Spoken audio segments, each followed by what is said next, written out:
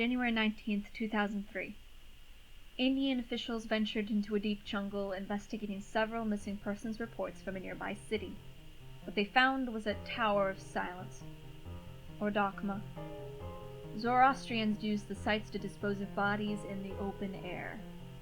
While sites like these aren't uncommon in certain parts of India, several peculiarities hint at something more unusual.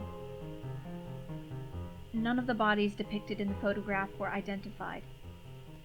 Villagers from nearby, though initially surprised at the sheer number of corpses in the Dogma, proved unable to recognize the bodies.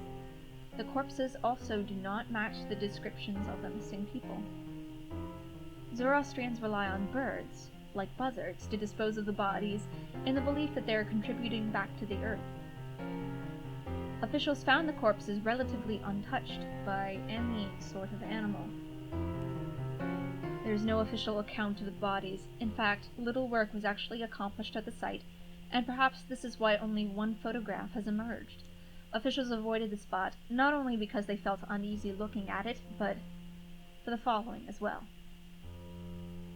The deep pit in the center of the photograph was filled with several feet of festering blood, far more than the bodies on the outside could ever supply. The stench was so unbearable that many of the officials began to get nauseous when they first approached the Dogma. The expedition was ended when a villager accidentally kicked a small bone into the pit, penetrating the coagulated surface of the pool. A massive burst of gas from the decomposing blood erupted from the pit, splashing those looking into it along with the photographer. Those caught in the explosion were immediately sent to the hospital, where they were quarantined for possible infection. They became delirious with fever, shouting about being tainted with the blood of Ahriman, or the personification of evil in Zoroastrianism, despite never having admitted any familiarity with the religion. In fact, many of them had no idea what the Dogma was when they had found it.